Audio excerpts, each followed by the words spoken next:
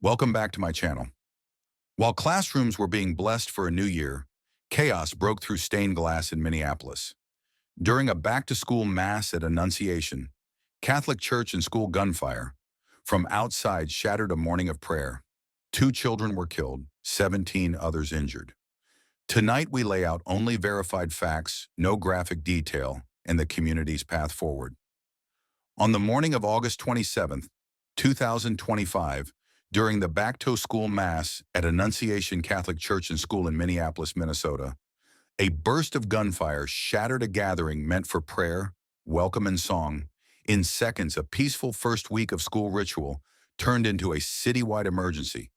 Sirens converged from every direction. Parents rushed to reunification points. Across the United States, the story rippled through phones and living rooms, bringing a wave of grief and disbelief. At approximately 8:30 a.m., while students, parents, and parishioners were inside the church, an armed individual opened fire from outside, shooting through the windows and the glass entryway. Teachers and staff moved on instinct, shielding children, locking interior doors, and guiding groups to safe exits. First responders executed rapid evacuations, triage, and transport. Police established a hard perimeter within minutes, cleared adjacent spaces, room by room, and secured a reunification site so families could find one another quickly and safely. Ambulances cycled to nearby hospitals while on-scene medics stabilized the injured. The toll was heartbreaking. 2 children ages 8 and 10 died at the scene. 17 others were injured, including 14 children and 3 adults, and were transported for treatment. Physicians later said the injured are expected to survive. Authorities reported that the attacker acted alone and died at the scene, and emphasized that there was no continuing threat to the public. As the investigation began, local, state, and federal teams joined to process evidence and to examine whether this was a targeted act against a place of worship. Officials stressed that motive determinations require verified facts, not speculation. The campus remains closed while investigators work, and while the school and parish coordinate counseling, crisis response, and long-term support for students, staff, and families. Privacy protections for minors are in effect, and officials ask the public not to share unverified claims or disturbing imagery. By evening, the community gathered with candles and quiet hymns outside the parish and in parks and parish halls across the city. Volunteers set up tables for grief counseling, meal support, and donation logistics. Clergy and civic leaders stood with the families and called for calm, unity, and respect as the facts are established. Schools reviewed safety procedures, counselors fanned out to classrooms and parish groups, and neighbors organized school drop-off escorts for the coming days. This tragedy has already raised painful practical questions. How do we protect children and sacred spaces without turning them into fortresses? What early warning signs can schools and communities recognize without stigmatizing ordinary behavior? Which interventions, mental health access, secure campus practices, or policy measure actually reduce risk in real life, not just in debate? Those questions will be debated nationally, but for Minneapolis, the first priorities are clear: care for survivors, preserve evidence, and tell the truth without sensationalism. In the end, every number is a family. The most accurate account remains the most responsible one. Verified facts only, no graphic detail, and respect for the dignity of victims and their loved ones.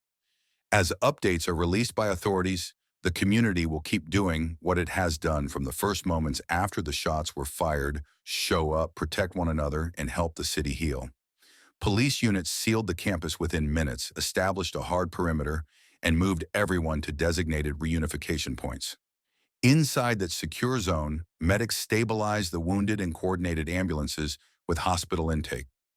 The shooter died by suicide on school grounds after the attack. No graphic details were released, and officials emphasized there was no continuing threat to the public. Investigators quickly identified the suspect as Robin Westman, 23, a former student and the child of a faculty member. According to preliminary records, Westman had 3 firearms: a rifle, a shotgun, and a handgun, each acquired through legal channels. Authorities declined to discuss makes or models and did not disclose purchase locations, citing the active investigation. The Minneapolis Police Department, supported by the FBI, executed a full incident command area, locked down rapid transport for victims, systematic classroom sweeps, and a staged evacuation for all students, and staff parents were directed to a reunification site away from the scene to reduce congestion and prevent the spread of unverified information. An intensive inquiry began immediately. Early assessments noted the possibility of domestic terrorism and a hate crime motive targeting the Catholic community. These lines of inquiry remain under review. Digital forensics teams preserved evidence, issued legal requests to platforms, and took down the suspects' prior extremist videos and posts to prevent amplification while evidence is analyzed. Officials reiterated that motive determinations will be based on verified findings, not speculation, and the school community will receive counseling, security support, and regular updates as the case develops. Community response was immediate and visible. That evening, thousands gathered for vigils and memorial services across Minneapolis, candles in hand, heads bowed, and prayers shared, to stand with the families of the victims and the parish community. City and state leaders, clergy, and nonprofit advocates condemned the attack in clear terms. Their calls focused on concrete measures, tighter oversight of firearm access, stronger school security protocols, and targeted protections for houses of worship. Civic groups mobilized grief counseling, meal trains, and donation drives, while the parish set up support hubs for students, teachers, and families. The tragedy also reignited a national conversation that has simmered for years: how to reduce gun violence in the United States without inflaming partisan divides. Commentators and policymakers asked hard questions with real stakes for public safety. How could a 23-year-old acquire multiple firearms so easily? Where and how did radicalization and hate fester online, offline, or both? And what early interventions actually work?